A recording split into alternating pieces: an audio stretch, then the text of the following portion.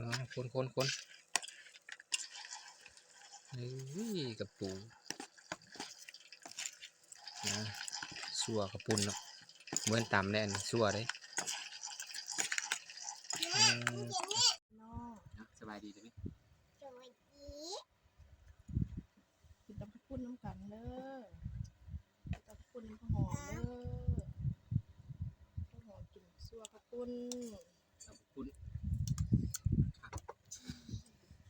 สุดทักถ้าเขามีผักกาดขาว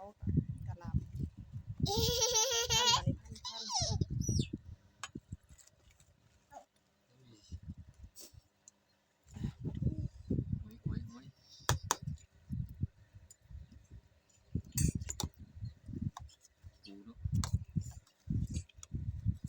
ปูหน้าเนาะพักทำใจสิปูก็บ่ค่อยมีเนาะอยู่บ้านให้ไปเลยแม่ทู2 มื้อแบบตะส่วนเลย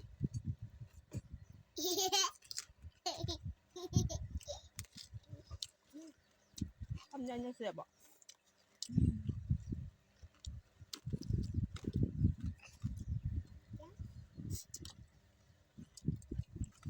ต้องขุดใส่มะกอกน้ำมะกอก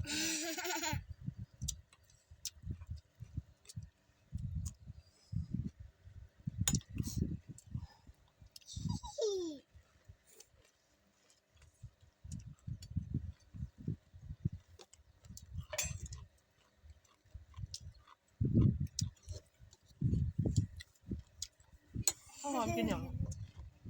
ข้าวหอมกินอย่างกินกับพูดอันนี้กับพูดชัว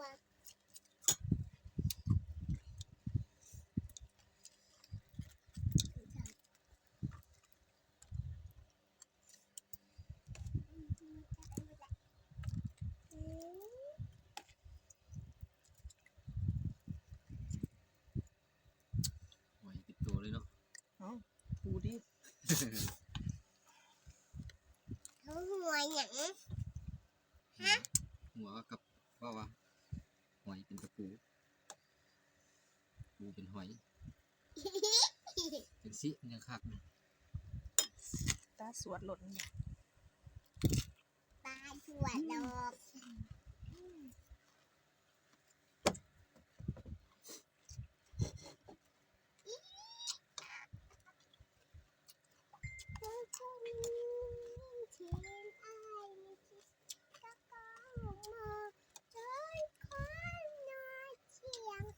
เอาแล้วมั้ยโอ้ยแล้วก็หายโอ้ยฟังเพลงมันจะอ๋อฟังเพลงมันดีนี่เพลงอ้ายมันชิชิกะก็บอมชนคน เมื่อมาลูกเรียกเอื่อยลกแม่มึงหัวใจขอเอาเลยคนนี่เพลงอ้ายมันชิชิกะก็บอมชนคนน้อยเพียงจิบแต่ตาชีพายังไว้ยิบเข้ามาอยู่เขาเพลงอ้ายที่แค่เอาเขาทำรอช้อนคนเนี่ยสวัสดีกินมาก็สบายดีดีกว่าสบายดี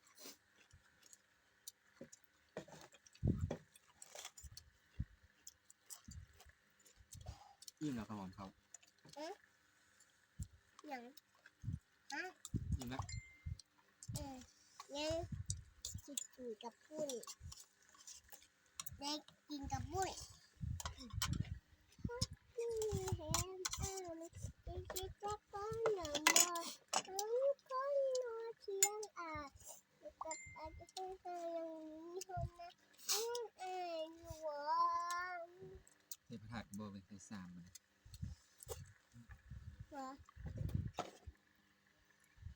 ฮะยา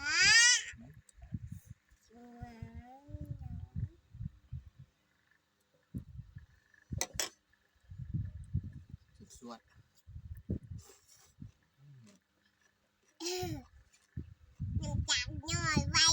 อดใจน้ำตาพ่นหน่วย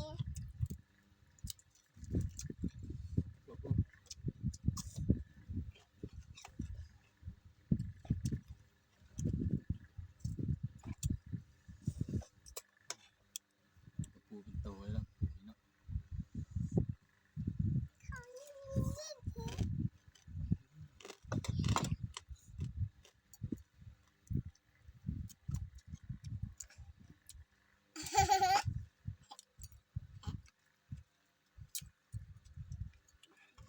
ฮะ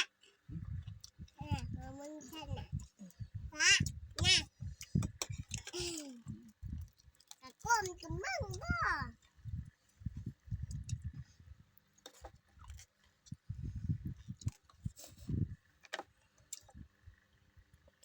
แม่แม่ อืม มันดิฉันน้ำพอยไหม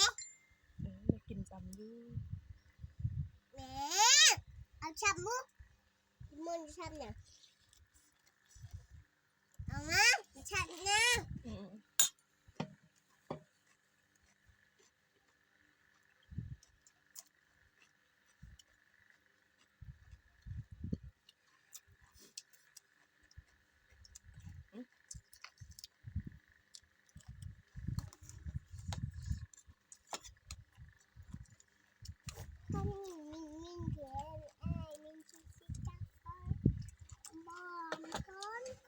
เปิดเพลงให้เด้อ